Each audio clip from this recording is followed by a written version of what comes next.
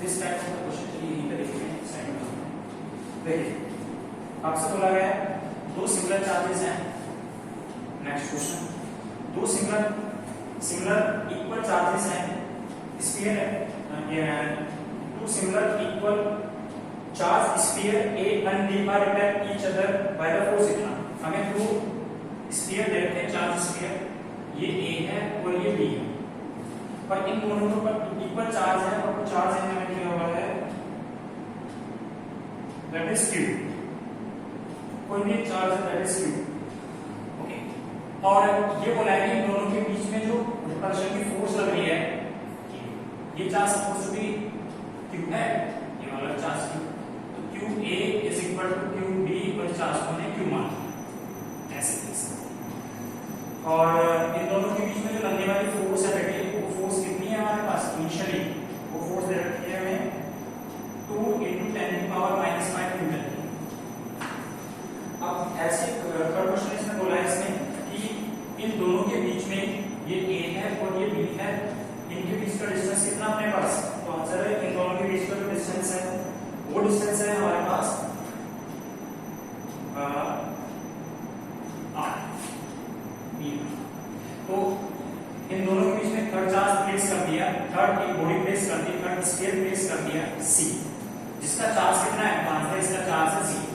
ये अनचार्ज, जैसे ये अनचार्ज था, अनचार्ज बॉडी में बेटे चार्ज कितना होता है 0, तभी तो इसको टच किया यहां से, इसका चार्ज कितना था अनचार्ज का 0। अब क्वेश्चन ये था कि इसमें बोला है कि सबसे पहले इस C को किससे टच किया गया, A के साथ टच किया गया, और जैसे वो C को A के साथ टच करते हैं तो इस C बॉडी को इन दोनों बॉडीज के बीच में कहीं प्लेस कर देते हैं। देखिए ऐसे कि अगर C बॉडी को अगर A के साथ टच करेंगे तो क्या होगा, तो आंसर है दोनों के बीच में कंडक्शन होगा, A और ये C है, जैसे इसको कनेक्ट करेंगे तो दोनों के बीच में कंडक्शन होगा। ये बॉडी क्या है B, इन दोनों के बीच का डिस्टेंस कितना है R। तो अगर A पर, तो दोनों में क्या होगा कंडक्शन, कंडक्शन में क्या होता है चार्ज ट्रांसफर होता है, और चार्ज ट्रांसफर होता है किसी चार्ज बॉडी से अनचार्ज बॉडी के बीच में हायर चार्ज। अगर दोनों का साइज आइडेंटिकल है तो चार्ज कैसे फ्लो होगा, higher charge body to lower charge body, higher potential to lower potential की तरफ चार्ज फ्लो होता है। तो इसमें बोला आइडेंटिकल साइज है, जो साइज इसका वही साइज इसका है, और इसका चार्ज अगर ज्यादा है, इसका कोई चार्ज नहीं, तो दोनों के बीच में कंडक्शन होगा, तो चार्ज फ्लो कैसे होगा, higher charge to lower charge, simple language में समझ सकते।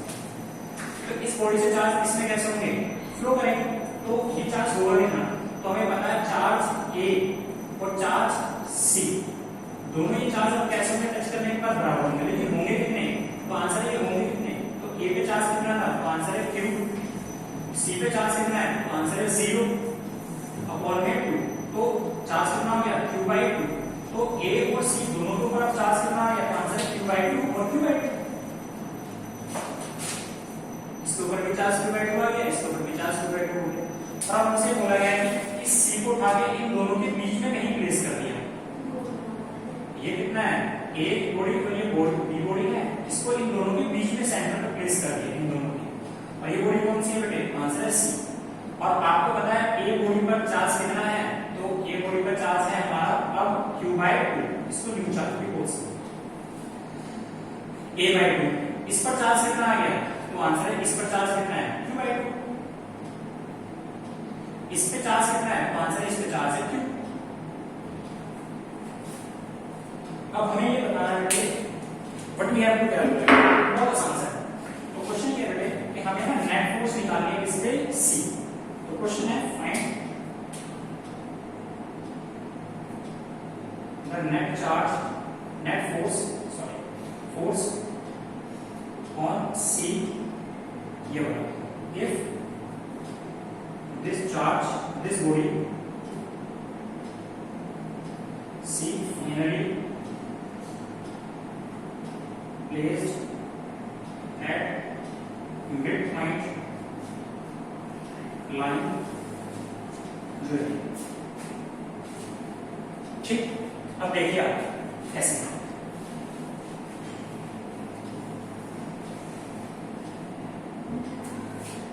तो सबसे पहले शुरू करते हैं, ये दो चार्ज, सबसे पहले दो चार्जेस कितने थे हमारे पास, ये दो चार्जेस हैं A और B, दो बॉडीज हैं, इन दोनों चार्ज है Q2, इनके बीच में फोर्स कितनी है F।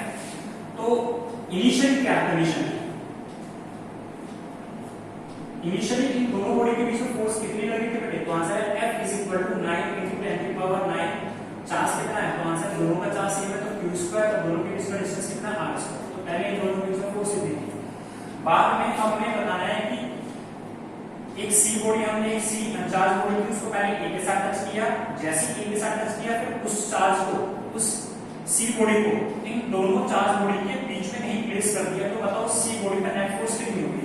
तो नेट फोर्स निकालने का तरीका क्या होगा, तो आंसर नेट फोर्स निकालने का तरीका ये होता है कि जो जितनी भी उसके सराउंडिंग में बॉडी है तो उसके ऊपर जितनी फोर्स लगा रही है उस फोर्स को फैक्टोरियल जोड़ लीजिए। तो कैसे जोड़ेंगे, देखिए इसके ऊपर पॉजिटिव चार्ज है, इस बॉडी के ऊपर पॉजिटिव चार्ज है और इस बॉडी पे पॉजिटिव चार्ज है, तो ए बॉडी सी पर फोर्स किस डायरेक्शन में लगाएगी, तो आंसर है किस डायरेक्शन में लगाएगी। तो फोर्स किस पर लगेगी, तो आंसर है सी पे लगाने वाला कौन है, ए। अच्छा अब दूसरी बात यहां पर आइए, तो अब बी बॉडी सी पर भी क्या लगेगी, एक फोर्स लगाएगी, लेकिन फोर्स कैसी होगी, रिपल्शन, क्योंकि इस पे पॉजिटिव चार्ज और इस पर भी पॉजिटिव चार्ज, इस रिपल्शन की फोर्स कैसी होगी, डायरेक्शन, तो आंसर इस डायरेक्शन की होगी। तो ये फोर्स किस पर लगेगी, आंसर है सी पे लगेगी, लगाने वाला कौन है, आंसर है बी। तो force acting on C due to B. अब अगर ये दोनों फोर्स आपस में बराबर हो तो नेट फोर्स जीरो होगी। अगर इसमें सिर्फ एक फोर्स ज्यादा है एक फोर्स कम है तो इसके ऊपर नेट फोर्स होगी। और हमेशा ये ध्यान रखिए नेट फोर्स की डायरेक्शन वो डायरेक्शन होती है जिसका मैग्नीट्यूड ज्यादा होता है। तो अगर सी ए का मैग्नीट्यूड ज्यादा है सी बी से तो नेट फोर्स की डायरेक्शन क्या रहेगी। अगर एफ सी बी का मैग्नीट्यूड ज्यादा है फोर्स का सी ए से तो फोर्स की डायरेक्शन हो जाएगी, ये फोर्स होगी। तो देखिए तो ये फोर्स कितनी होगी इन दोनों के बीच में, तो आंसर है दोनों को जोड़ लीजिए। कैसे, वेक्टर में जोड़ लीजिए। Now find net force on C. तो सी पर नेट फोर्स कैसे निकालेंगे बेटे, तो आंसर है F is equal to F कितना सी ए, इन दोनों के बीच की फोर्स निकालो, इन दोनों के बीच की फोर्स निकालो। चलो पहले निकालते हैं, ठीक है। तो FCA कितना होगा, FCA ये फोर्स कितना होगा, तो आंसर है 9 into 10 की पावर 9, दैट इज C, ये A C पर एक फोर्स लगा है, इसका चार्ज कितना है, तो आंसर है चार्ज को A Q/2, इसका चार्ज कितना है Q/2। अब हमें दोनों के बीच का डिस्टेंस कितना है, क्योंकि आपने इसको सेंटर फिक्स कर दिया तो दोनों के बीच का डिस्टेंस कितना था, दिस इज R, ये टोटल डिस्टेंस R था, तो ये डिस्टेंस कितना हो जाएगा R/2, ये डिस्टेंस कितना हो जाएगा R/2। तो इन दोनों के बीच का डिस्टेंस कितना है, तो आंसर है R/2 का होल स्क्वायर। इसको अगर आप सोल्व करेंगे तो 9 into 10 की पावर 9 into में Q स्क्वायर अपॉन में कितना आता है 4, और नीचे सोल्व करते हैं तो R स्क्वायर अपॉन में कितना आता है 4, 4 से 4 एलिमिनेट हो जाता है तो 9 into 10 की पावर 9 Q स्क्वायर अपॉन में R square. Equation number second. तो force on C due to D कितना होगा, तो ये फोर्स होगा बेटे 9 into 10 की पावर 9, ह्यूमन चार्ज कितना है Q2 चार्ज कितना है Q/2 कौन में दोनों कितना है, दोनों के बीच का डिस्टेंस कितना है R square, that is R/2 का स्क्वायर। इसको सोल्व करेंगे तो बेटे कितना आ गया, तो आंसर है 9 into 10 की पावर 9, दोनों के बीच का डिस्टेंस Q स्क्वायर और अपॉन में कितना है 2 अपॉन में R स्क्वायर अपॉन में 2 से 2 एलिमिनेट हो गया बेटे, ये 2 पर जाएगा तो कितना आ गया, तो आंसर है 2 into 9 into 10 की पावर 9 Q स्क्वायर अपॉन में R square. Equation number now या लिख नहीं सकते इसको multiply. Now net force on charge C, तो C बोर्ड पे नेट चार्ज कितना तो निकाल लेते हैं इसको। तो देखिए तो force on C is equal to बेटे ज्यादा में से दोनों में से कौन सी फोर्स ज्यादा है, तो आंसर है ये वाली फोर्स ज्यादा है क्योंकि ये 18 है और वो 9 है, बाकी तो सब सेम। तो अगर मैं FCB में से माइनस करूं FCA को तो हमारे पास नेट फोर्स कितनी आती है, तो आंसर है नेट फोर्स किसमें से माइनस करोगे तो बेटे तो आंसर है 9 into 10 की पावर 9 Q स्क्वायर अपॉन में R स्क्वायर। यही फोर्स किसके ऊपर है, this is the force 9 into 10 की पावर 8 से ऊपर से पुट फ्रॉम इक्वेशन फर्स्ट। तो एफ सी किसके ऊपर है, तो आंसर है जो फोर्स एफ लगी थी। तो सी पे जो लगने वाली नेट फोर्स है, ये फोर्स उतनी ही है जितनी फोर्स ए और बी के बीच में इनिशियली लगी थी। ये फोर्स किसके बीच में लगी थी बेटे, इनिशियली ए और बी के बीच में। और इस फोर्स की डायरेक्शन कहां होगी, तो आंसर है जिस फोर्स का मैग्नीट्यूड ज्यादा होगा उसकी तरफ होगी। तो F C B, C B जैसे सी, तो इस फोर्स का मैग्नीट्यूड ज्यादा, नेट फोर्स की डायरेक्शन क्या होगी, और ये फोर्स होगी कितनी, आंसर है फोर्स इतनी है। अब अगला क्वेश्चन, एक नेक्स्ट क्वेश्चन है बेटे। इसमें क्वेश्चन ये है आपका कि आपसे बोला गया है कि देखिए नेक्स्ट क्वेश्चन, क्वेश्चन ये छोटा सा है। आपसे बोला गया है इसमें कि दो चार्जेस हैं हमारे पास, ये एक चार्ज कितना है, सपोज टू बी Q है, Q1, और ये चार्ज कितना है हमारे पास Q2।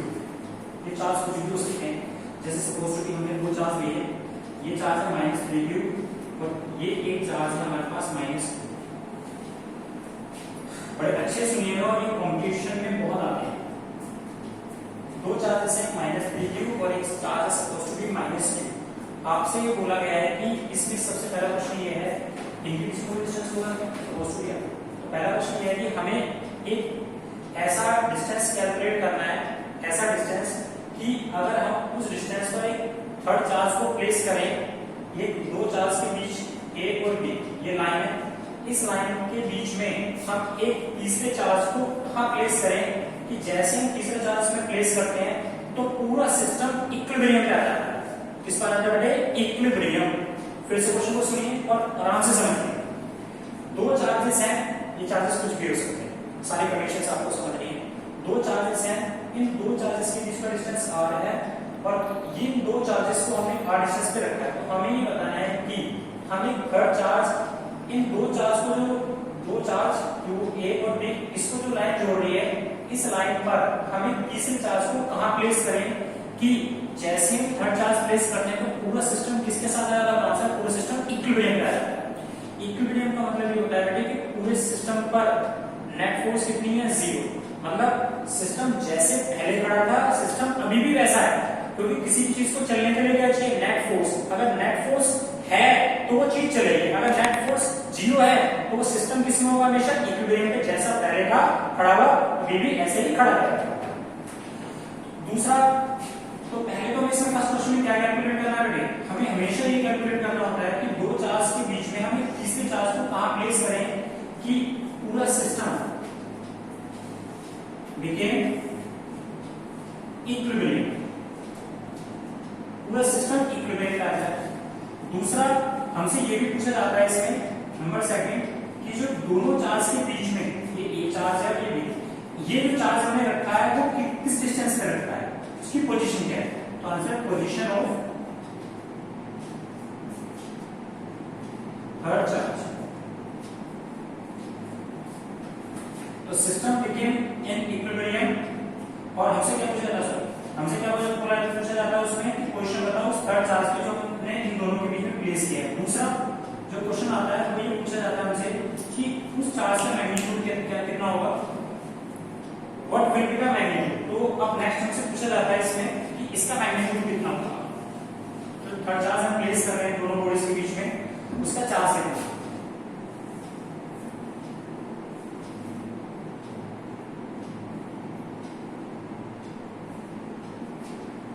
Magnitude of third charge.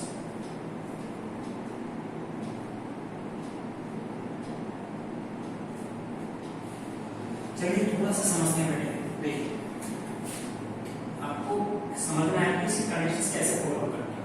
मान लो ये -2 ये चीज, अब बेटे मैंने आपसे बोला है कि इन दोनों के बीच में, दोनों जो चार्ज है इनके बीच में जो लाइन है जो चार्जेस को जोड़ रही है, उसके बीच में तीसरा चार्ज प्लेस करना है और तीसरा चार्ज हमें वहां प्लेस करना है कि उसको रखने के साथ पूरा सिस्टम इक्विलिब्रियम पे आ जाए। और बहुत अच्छे समझिए बेटे, इक्विलिब्रियम कंडीशन किसी भी नेचर में किसी भी चीज की इक्विलिब्रियम कंडीशन वो कंडीशन होती है जब किसी भी एक बॉडी पर नेट फोर्स 0 होती है। अगर किसी भी एक बॉडी पर नेट फोर्स 0 है, इट मींस वो सिस्टम जैसा पहले खड़ा था अभी भी वहीं खड़ा है, तो सिस्टम नहीं चल सकता, क्योंकि इस दुनिया में किसी चीज पर चलने के लिए क्या जरूरी है, फोर्स। फोर्स होगी तो बॉडी चलेगी, नहीं होगी तो बॉडी एट रेस्ट आएगी। तो फिर से समझिए इसमें, तो अब दोनों चार्जेस के बीच में हमें कहीं भी दो चार्ज को जोड़ने वाली जो लाइन है उसके बीच में हमें कहीं भी थर्ड चार्ज प्लेस करना है, तो उस थर्ड चार्ज की पोजीशन बताइए सबसे पहले कि पूरा सिस्टम इक्विलिब्रियम का है। तो सबसे पहले देखिए, अगर मैं आपसे कहता हूं कि अगर मैं एक नेगेटिव चार्ज रखता हूं, तो अगर मैंने एक नेगेटिव चार्ज रखना है यहाँ पे सपोज टू बी Q और इन दोनों चार्ज के बीच में रखा, तो हम क्या देखते हैं, हम ये देखते हैं कि यहां से ये वाला नेगेटिव इस वाले नेगेटिव को रिपल्शन से इधर फोर्स लगाएगा, ये वाला नेगेटिव चार्ज इस वाले नेगेटिव पर एक रिपल्शन की फोर्स इधर लगाएगा, तो हो सकता है इसमें नेट फोर्स कितनी हो जाए 0, ठीक है, हो सकता है। अब ये दोनों मिलकर इसके ऊपर भी तो फोर्स लगाएंगे, तो ये वाला नेगेटिव इस नेगेटिव पर फोर्स कैसे लगाएगा, इधर एक रिपल्शन की फोर्स लगाएगा, तो ये वाला नेगेटिव इस नेगेटिव पर फोर्स कैसे लगाएगा, इस डायरेक्शन। तो अगर ये दोनों ही फोर्स इस डायरेक्शन में, तो टोटल फोर्स इस चार्ज माइनस के ऊपर तो एक नेट फोर्स बन गई, और नेट फोर्स बन गई तो ये बॉडी मूव करे तो सिस्टम इक्विलिब्रियम पे रहेगा। तो यही इसी चीज को देखने के साथ पता चल गया हमें कि पूरा सिस्टम इक्विलिब्रियम पे नहीं भी हो। यहाँ पे निकाल सकते हो, अगर ये माइनस, अब इसी तरह से ये दोनों मिलकर इसके ऊपर भी फोर्स लगाएंगे, कैसे लगाएंगे, अगर ये नेगेटिव चार्ज है और ये भी एक नेगेटिव चार्ज है, तो ये वाला नेगेटिव इस वाला नेगेटिव पर क्या लगाएगा, रिपल्शन की फोर्स लगाएगा इस डायरेक्शन में, आंसर इस डायरेक्शन में। अब ये भी नेगेटिव है, ये भी नेगेटिव है, तो ये वाला नेगेटिव इस वाले नेगेटिव पर भी रिपल्शन की फोर्स लगाएगा इस डायरेक्शन में, दोनों फोर्स की डायरेक्शन एक ही हो गई। अगर दोनों फोर्स की डायरेक्शन एक ही हो गई तो दोनों फोर्स तो जुड़ जाएंगे, तो इस बॉडी पर एक नेट फोर्स आएगी, अगर इस पर नेट फोर्स आएगी तो सिस्टम चल जाएगा, तो सिस्टम इक्विलिब्रियम पे नहीं होगा। अगर हम अब ये सोचते हैं कि अगर इसका सिस्टम इसको उठा के इसके बाहर रखने नेगेटिव चार्ज को, तो क्या होगा, तो क्या इक्विलिब्रियम आ जाएगी कंडीशन, तो देख लेते हैं एक बार, तो ये माइनस का ये प्लस का, अगर मैं यहां पर एक नेगेटिव चार्ज उठा के रख देता हूं -Q, ये मैंने चार्ज उठा के रख दिया यहां पर बैठे माइनस। अब हम क्या देखते हैं कि ये वाला नेगेटिव चार्ज इस वाले नेगेटिव पर एक रिपल्शन की फोर्स लगाएगा किस डायरेक्शन में, तो आंसर इस डायरेक्शन में। तो ये वाला नेगेटिव इस वाले नेगेटिव पर भी रिपल्शन की फोर्स लगाएगा, तो जो सिस्टम ऊपर टेक हुआ था वही सिस्टम यहां पे टेक हो जाएगा। इसका मतलब ये हुआ कि मैं दो नेगेटिव चार्ज के बीच में कहीं भी एक तीसरे नेगेटिव चार्ज को उस लाइन पर नहीं रख सकता कि मुझे इक्विलिब्रियम कंडीशन अटेन हो जाए। फिर से मेरी बात को ध्यान से सुनिए, जब दो इक्वल चार्ज होते हैं, एक जैसे नेचर की जब दो चार्ज बॉडी होती है, तो उन दो चार्ज बॉडी के बीच में जो लाइन होती है, उस लाइन पर उसी नेचर का एक तीसरा चार्ज आप प्लेस कभी नहीं कर सकते अगर आप पूरे सिस्टम को इक्विलिब्रियम कंडीशन पे रखना चाहते हैं। अच्छा, तो हम क्या करें, तो आंसर अगर हम यहाँ पर एक पॉजिटिव चार्ज को रखते हैं इसके बीच में नहीं, तो हम क्या देखते हैं कि जैसे अगर मैं यहाँ पर एक पॉजिटिव चार्ज रखता हूँ, तो हम ये देखते हैं कि ये वाला नेगेटिव इस पॉजिटिव को कैसे खींचता है, अपनी तरफ खींचता है इधर फोर्स लगा के, ये वाला नेगेटिव इस वाला नेगेटिव को कैसे खींचता है, अपनी तरफ फोर्स लगा के, इस पर एक नेट फोर्स कितनी 0 हो सकती है, दोनों फोर्स पॉजिटिव है। इसी तरह से ये दोनों मिलकर इसके ऊपर भी फोर्स लगाएंगे, ये पॉजिटिव इस नेगेटिव को इधर खींचेगा, तो आंसर अपनी तरफ एक फोर्स लगाएगा डायरेक्शन की, ये नेगेटिव इस नेगेटिव को कैसे फोर्स लगाएगा, रिपल्शन की, इस डायरेक्शन में, इस बॉडी पर भी नेट फोर्स 0 हो सकती है। इसी तरह से अब ये दोनों मिलकर इस पर भी फोर्स लगाएंगे, तो ये पॉजिटिव इस नेगेटिव पर क्या फोर्स लगाएगा, तो आंसर अट्रैक्शन की फोर्स लगाएगा, ये नेगेटिव इस नेगेटिव पर एक फोर्स कैसे लगाएगा, आंसर रिपल्शन की फोर्स लगाएगा, इस पर भी नेगेटिव, इस पर भी नेट फोर्स हो सकती है 0, इस पर भी 0, इस पर भी 0। तो इसका मतलब ये वो कंडीशन हो सकती है कि अगर दो सिमिलर चार्जेस के बीच में अगर हम एक अपोजिट चार्ज उन दोनों चार्ज के बीच में कहीं प्लेस कर देते हैं, तो what will be achieve the equilibrium condition.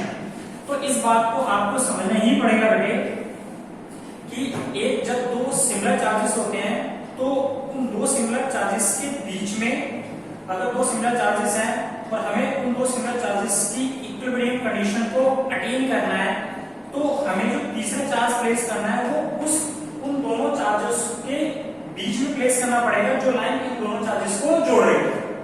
अगर ये दोनों पॉजिटिव चार्ज होते हैं सपोज टू बी, तो मैं बीच में क्या रखता है नेगेटिव।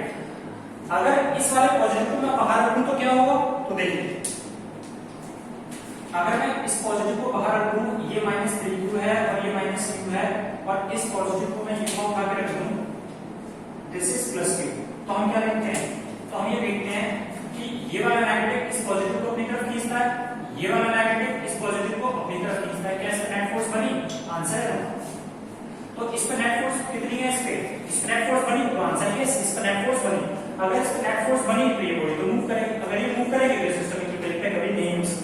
तो बिल्कुल अच्छे से इस बात को याद कर लीजिए, समझ लीजिए कि अगर हमें इक्विलिब्रियम कंडीशन दो चार्ज के बीच में अगर हमें इक्विलिब्रियम कंडीशन को फाइंड आउट करना है तो what is the necessary condition? तो नेसेसरी कंडीशन इज दैट अगर कि दो इक्वल चार्जेस हैं तो हमें तीसरा चार्ज कैसा होना चाहिए? वो यस, तीसरा चार्ज अपोजिट नेचर का होना चाहिए, उसे हमेशा क्या रखना है? दोनों चार्ज बॉडी के बीच में रखना है। ठीक, अब अगली कंडीशन सुनिए कि अगर मैं आपसे बोलता हूं, ठीक है ना, इतनी बात समझने वाली बात, for getting equilibrium condition, for getting equivalent condition between two